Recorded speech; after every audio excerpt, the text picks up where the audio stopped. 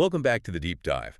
We have cleared the desk today. Mm. Gone are the random articles and the casual reading. Mm. Instead, we've got a stack of heavy hitters: Miller, Morgan and Mikhail, Stolting, the ICU protocols, and the ARC review piled high. The essentials. Exactly. We are shifting gears. Today isn't just a casual exploration. It is a high-yield, intense study hall. Right. We are imagining that you, the listener, are right in the thick of preparation for the Gujarat University MD anesthesiology exam. That's the frame of mind. You've got the books open, the highlighter cap is off, and you need to synthesize a mountain of pharmacology into a coherent, distinction-level answer. It is a pleasure to be here for this session. And frankly, if you were preparing for the MD exams, especially that daunting 20-mark long answer or the viva voce superficial knowledge, just isn't going to cut it. No, not at all. You need depth, you need rationale, and you need structure.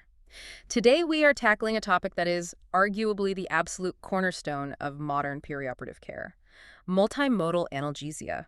Multimodal analgesia, or MMA. It feels like you can't walk into an operating theater these days without hearing about it. You really can't. But looking at the source material, specifically the chapters in Miller and the recent guidelines, this isn't just a trend or a buzzword, is it? Not at all. It is the standard of care. If you are sitting in an exam and you describe a plan that relies solely on high-dose opioids, you are essentially describing the anesthesia of the 1990s. Wow, okay. The examiners at Gujarat University want to see that you have evolved. They want to see that you understand the why behind the what. So what is our specific mission with this deep dive? Our mission is to secure that 20-mark long answer. We are going to break this down exactly how you should structure your answer paper. I love that. We'll cover the definition, the scientific basis, the components, the clinical applications, and the special scenarios. We want to hand you the skeleton key to this topic. We aren't just chatting. We are architecting an answer. Let's start right at the top. I'm sitting in the exam hall, pen in hand, and question 1 is, discuss multimodal analgesia. How do I define this in a way that screams distinction candidate right out of the gate? You need a crisp, authoritative definition immediately. No waffle. Get straight to it. Multimodal analgesia is defined as the use of 2 or more analgesic agents or techniques that act on different sites of the pain pathway. 2 or more agents, different sites. Right. Simple enough. But what is the strategic goal here? The goal is twofold. First, to achieve superior analgesia through additive or synergistic effects. Okay. And second, and this is crucial, to minimize side effects by reducing the dose of any single agent, particularly opioids. That second point is the famous opioid-sparing concept, correct? That's it. That seems to be the hook for everything in the literature right now. Precisely. If you look at the history of anesthesia, specifically in the older editions of the textbooks, we used to rely heavily on unimodal analgesia. We would just blast the patient with morphine or pethidine. Yeah. But the sources highlight that opioids have a ceiling of utility. The ceiling, meaning they stop working. Meaning that eventually the side effects, respiratory depression, sedation, nausea, elacedivus, outweigh the analgesic benefit. I see. You hit a wall where giving more drug just causes more harm. Multimodal analgesia is about breaking through that ceiling by attacking pain from multiple angles, allowing you to use much smaller doses of each individual drug. Okay, so we have the definition and the basic rationale. But before we get into the drugs, let's look at the exam landscape. You mentioned the 20-mark long answer. Yeah. Where else does this topic show up? It's ubiquitous. You might see a short note specifically on preemptive analgesia or ketamine as an adjuvant. Okay. But the real test is the viva voce. An external examiner might ask, what is the rationale for using an NSAID with an epidural? Or how do you manage post-op pain in a patient with a history of opioid abuse? If you understand the principles we discussed today, you can answer all of those questions. So this is foundational. It is the foundation. To get those high marks, we need to go beyond just saying it works better. We need to explain the science. The outline puts the scientific basis as the next major section. Yes. This feels like the part where many candidates might gloss over the details, but the sources, especially Chinmoy Roy and Miller, are very specific here. This is high yield, very high yield. If you can draw a diagram of the pain pathway in your exam book, you are already winning. A diagram, okay. The sources break pain processing down into 4 distinct physiological elements: transduction, transmission, modulation, and perception. You need to map your answer to these 4 steps. Let's walk through those slowly, because if we understand the pathway, the drugs make sense. Let's start at the skin. Transduction. What's happening there? Transduction is occurring right at the site of the incision. The surgical knife causes tissue trauma. Right. This trauma ruptures cells, releasing a cocktail of chemicals we often call the inflammatory soup. Prostaglandins, bradykinin, histamine, serotonin, substance P. Tasty. And what does this soup do? It converts or transduces that chemical energy into an electrical signal at the free nerve endings of the nociceptors. Okay. It also sensitizes those nerve endings, lowering their threshold for firing. This is peripheral sensitization. Okay, so the signal is born, then transmission takes over. Yes. Transmission is the conduction of that electrical signal from the periphery, traveling via the fast A-delta fibers. For sharp pain. For sharp pain, and the slow C fibers. The dull, aching pain. The dull, aching pain all the way to the dorsal horn of the spinal cord. Then we have modulation. This is the one that always feels a bit abstract in the textbooks. Think of modulation as the gate control. It happens in the dorsal horn of the spinal cord, specifically in the substantia gelatinosa. The gatekeeper. Exactly. The signal doesn't just shoot straight up to the brain, it gets processed here. It can be inhibited or amplified. Excitatory neurotransmitters like glutamate and aspartate are released here, acting on NMDA and AMPA receptors. But you also have inhibitory pathways coming down from the brainstem releasing serotonin and norepinephrine. So it's a battle. This is a battleground, a crucial site for many of our multimodal drugs. And finally, perception. Perception is cortical processing. It's when the signal reaches the thalamus and eventually the somatosensory cortex in the limbic system. Okay. This is when the brain actually says, ouch, that hurts, and attaches an emotional response to it. Now, the scientific basis of multimodal analgesia is simply mapping your drugs to these 4 stages. So instead of using one massive hammer at the perception stage like an opioid, you're using precise tools at every stage. Exactly. You use NSAIDs and local infiltration at the transduction phase to stop the signal from even starting. You use local anesthetics to block transmission along the nerve. You use alpha-2 agonists, ketamine or neuraxial opioids at the modulation phase in the spinal cord to close the gate. I see. And you use systemic opioids or paracetamol for perception in the brain. That visualization helps immensely. And this leads to that concept of synergy versus additive effects. Sources make a big deal about this difference. What's the takeaway for the exam? An additive effect is simple math. 1 + 1 = 2. But synergy is where 1 + 1 can equal 3. Right. The ARC review gives a great example.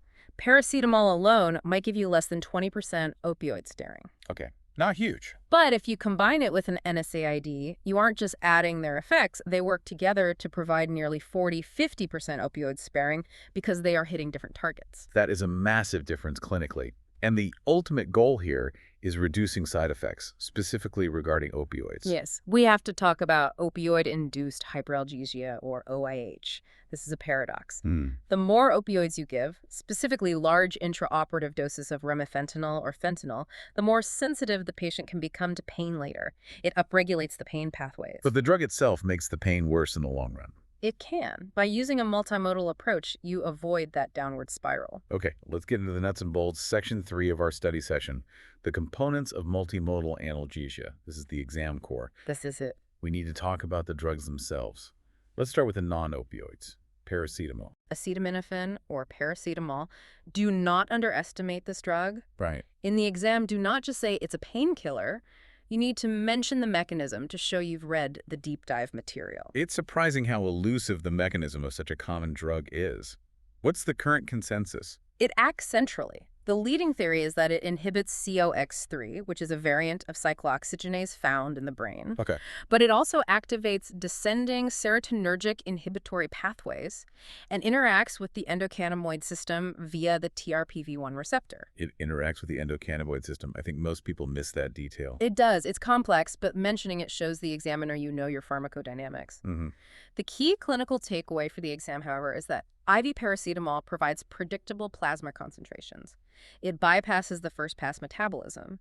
It is the baseline for almost every patient unless they have liver failure. And the dosing. The examiners are sticklers for safety limits. For adults, the absolute limit is 4 grams per day. In pediatrics, it's 15 milligram kilogram per dose. You must write those numbers down.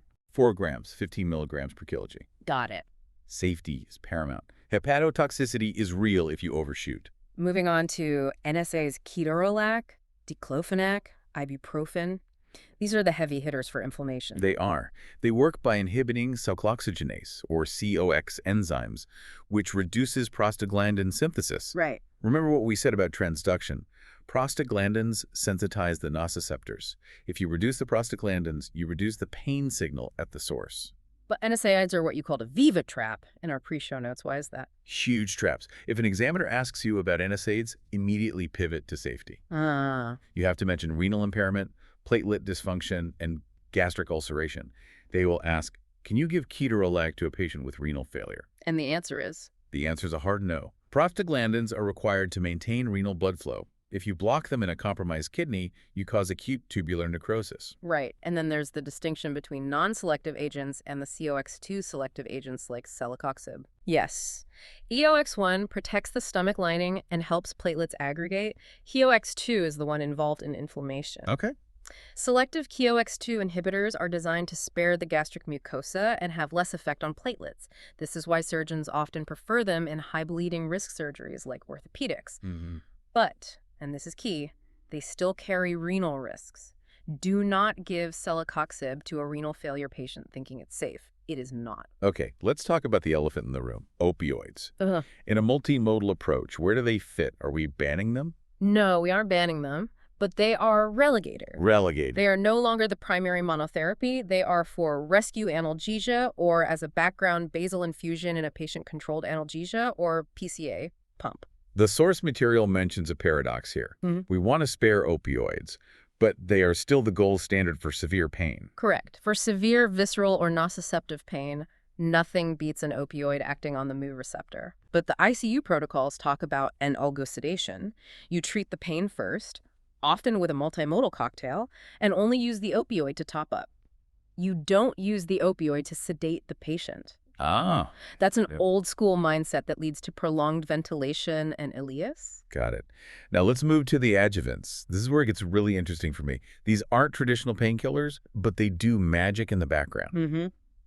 Let's start with alpha-2 agonists. Clonidine and dexmedetomidine. These are crucial. They work on the dorsal horn modulation, inhibiting the release of substance P. Okay. The beauty of dexmedetomidine is that it provides sedation and analgesia without significant respiratory depression. So you can have a calm, pain-free patient who is still breathing on their own. That sounds ideal for the ICU or recovery room. Exactly. It mimics natural sleep, and they prolong the duration of local anesthetic blocks. Oh, interesting. If you add clonidine to a peripheral nerve block, studies show it significantly extends the analgesic duration. Now, ketamine. I feel like ketamine is having a renaissance. It absolutely is. It used to be a niche drug, maybe just for dissociative anesthesia, but now it's everywhere in the pain protocols. For the exam, ketamine is gold. You must mention that it is an NMDA receptor antagonist. And why is that receptor important? Let's unpack the wind-up concept. The NMDA receptor is normally blocked by a magnesium plug, but when a patient has been in pain for a long time or during a massive surgery where the dorsal horn gets bombarded with signals, that magnesium plug pops off. Okay. Calcium floods into the cell and the nervous system gets hypersensitive. This is wind-up or central sensitization. So the volume knob on pain gets turned all the way up. Exactly. Ketamine puts that plug back in. It blocks the wind-up. So it prevents the pain system from revving out of control. Precisely. And it prevents that opioid-induced hyperalgesia we talked about. Right. The dose is key here. You must specify sub-anesthetic dose, typically 0.1 to 0.5 milligeucogram bolus followed by an infusion. Sub-anesthetic, not for dissociation. We aren't trying to put them in a dissociative state or a K-hole. We are just modulating the receptor. And gabapentinoids. Gabapentin and pregabalin. These are oral drugs usually. These act on the alpha-2 delta subunit of voltage-gated calcium channels. By binding there, they reduce the influx of calcium presynaptically, which reduces the release of excitatory neurotransmitters like glutamate. Got it. They are essential for neuropathic pain and are often given preoperatively to prevent chronic post-surgical pain. Okay, we've covered the systemic drugs. Now let's talk about what I call the ace in the hole, regional anesthesia. Is this considered part of multimodal analgesia? Absolutely. It is often the most powerful component. If you can block the transmission completely with a local anesthetic, the signal never reaches the brain. The line is cut. You can't perceive pain if the line is cut. What are the key techniques we should list for the exam? Don't just say nerve blocks. Be specific. Okay. Neuraxial techniques like epidurals are the gold standard for thoracic and abdominal surgery. Spinals are great for lower limb and C-sections. But don't forget peripheral nerve blocks. An interstelline block for shoulder surgery is superior to any IV opioid regimen. And the newer stuff. The fascial plane blocks. Yes, the TAP block transversus abdominis plane and the QL block quadratus lumborum. Right. These are essential alternatives when an epidural is contraindicated, say in a patient with coagulopathy. Makes sense. And even simple local infiltration by the surgeon injecting the wound with bupivacaine is a valid and effective part of the multimodal pyramid. This brings us perfectly to section 4, the perioperative period. The sources emphasize that MMA isn't just about what you do during surgery, it's a timeline. It starts before the knife touches the skin. This is preemptive analgesia. The sources mention a debate between preemptive and preventive. Can you clarify that distinction? It feels like a semantic trap. It's a favorite nuance for examiners. Preemptive strictly means giving the drug before the incision. Okay. The idea was to stop central sensitization before it starts, but studies showed mixed results. Just giving a shot before incision wasn't always enough if the pain continued afterwards. The modern concept is preventive analgesia.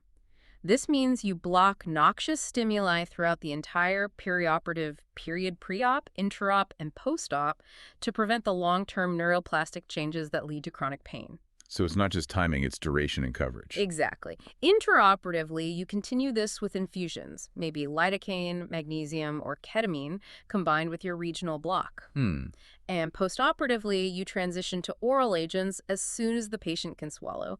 You don't want them on IV opioids forever. Let's apply this. Section 5, clinical applications. This is very high yield for the long answer. Yeah, absolutely. When you just list drugs, you have to treat a patient. Let's take orthopedic surgery, specifically a total knee replacement, TKR. This is a classic exam scenario. TKR is notoriously painful. The goal here isn't just pain relief, it's early ambulation. Oh, right. You need them walking the same day or the next day to prevent DVT and stiffness. So you can't just sedate them with morphine. No. If you give them loads of morphine, they will be dizzy, nauseous, and hypotensive. They won't do physiotherapy. Right. So the regimen is specific. Spinal anesthesia for the surgery. Then a peripheral block. We used to do femoral blocks, but that weakens the quadriceps and they can't walk. Oh, that's a problem. Now we do an adductor canal block, which spares the motor strength, plus IV paracetamol, NSAIDs, and maybe oral pregabalin. And surgeons are doing local infiltration too, right? Yes, the LIA cocktail local infiltration analgesia. Okay. They inject a mix of ropivacaine, ketorolac, and sometimes adrenaline directly into the joint capsule. It works wonders for the first 12 hours.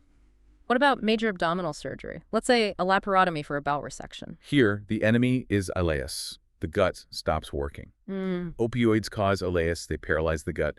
So the thoracic epidural is king here. King. It provides amazing pain relief, but physiologically, it blocks the sympathetic outflow to the gut, leaving the parasympathetic system unopposed. This actually improves bowel blood flow and motility. And if you can't do an epidural, maybe the patient is on anticoagulants. Then you pivot. You do a tap block or rectus sheath block for the abdominal wall pain. Right. You run a lidocaine infusion, which has anti-inflammatory properties and helps bowel function. And you use a strict multimodal schedule of paracetamol and NSAIDs if the kidneys allow. So you always have a backup plan. You avoid systemic opioids as much as possible to get that bowel moving. Thoracic surgery.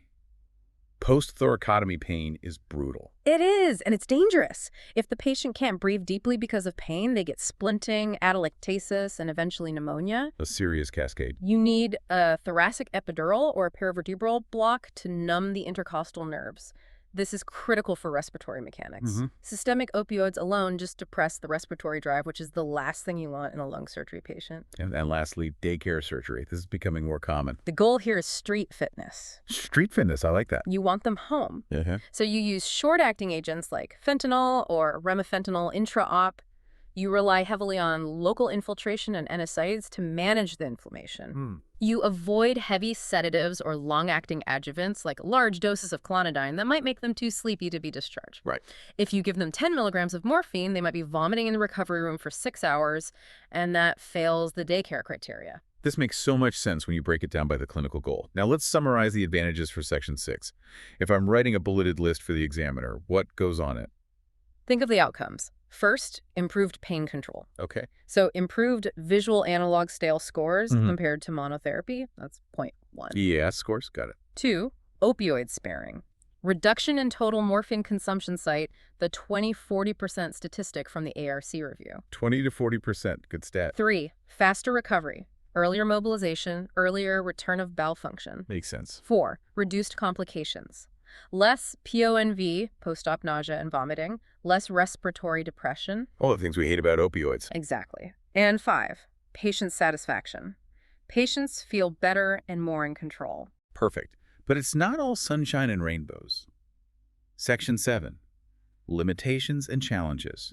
What stops us from doing this perfectly every time? Polypharmacy risks. When you mix tramadol with SSRIs and maybe an antiemetic like ondansetron, you risk serotonin syndrome. Right. You have to be a pharmacologist. You can't just throw drugs at a patient blindly. And patient factors. Huge. You can't give NSAIDs to a renal failure patient or an asthmatic with aspirin sensitivity. Mm-hmm.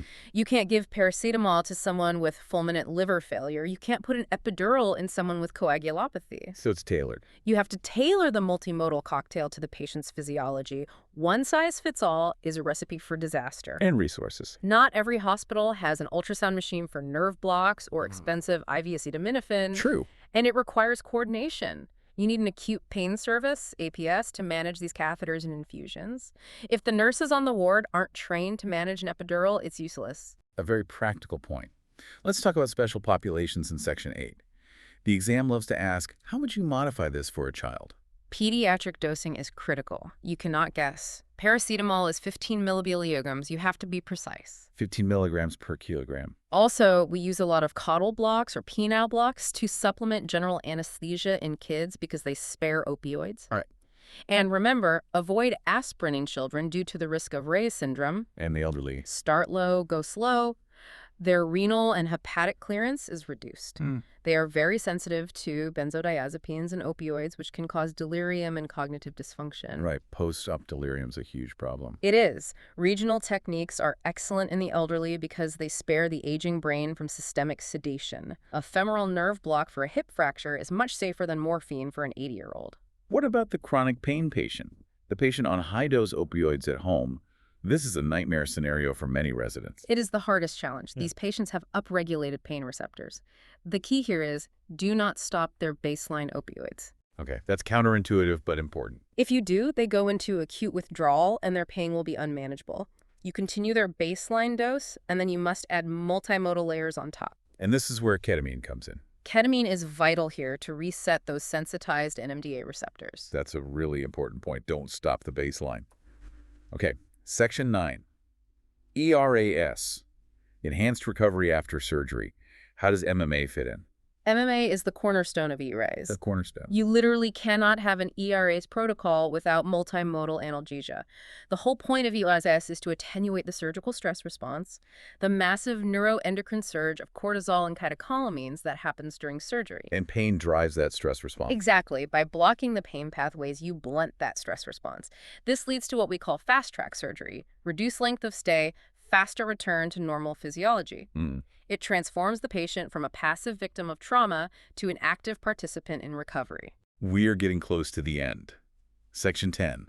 Common exam questions and Viva traps. You've mentioned a few, but what are the big ones to watch out for? The biggest trap is listing drugs without rationale. Right. If an examiner asks, why are you giving gabapentin? And you just say, for pain, you will fail. Ouch. You must say, to inhibit the alpha-2 delta subunit of calcium channels and prevent central sensitization. Link the drug to the mechanism. And the best analgesic question. It's a trap. There is no best drug. The answer is always a multimodal approach tailored to the patient and the procedure. That's the safe answer. If you say morphine is the best, you look antiquated. Another trap you mentioned earlier was forgetting regional. Yes. Don't compartmentalize. Regional anesthesia is analgesia. If you discuss MMA and forget to mention epidurals or blocks, you have missed a third of the marks. Section 11 is about presentation. How do we visualize this on the exam paper? You mentioned a pyramid. Draw a pyramid in your answer booklet. It's so effective. At the base, put your simple analgesics, paracetamol, NSAIDs, and local infiltration.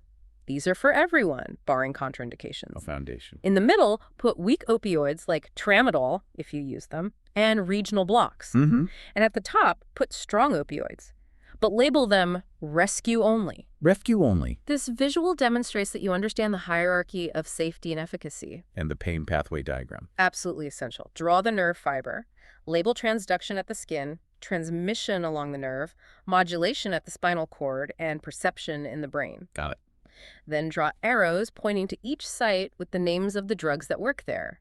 NSAIDs to transduction, local anesthetics to transmission. Ketamine to modulation. Ketamine, alpha-2 agonists to modulation, opioids to perception and modulation. That diagram alone is worth 5 marks because it synthesizes the entire concept in one image. That is fantastic advice.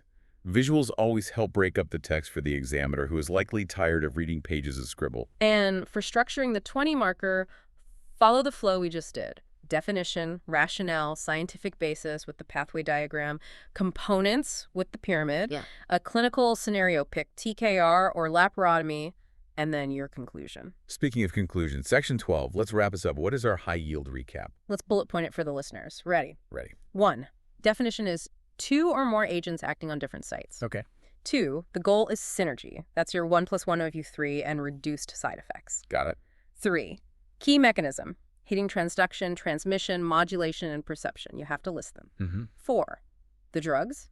Paracetamol is your baseline. NSAIDs for inflammation. Opioids are for rescue. Ketamine prevents windup. G-rolls. 5. The technique. Regional anesthesia is a core component, not an afterthought. Right. And 6. The context. It is the engine of ERA day. And if you could dictate the final paragraph of their exam paper, the model conclusion, what would it be?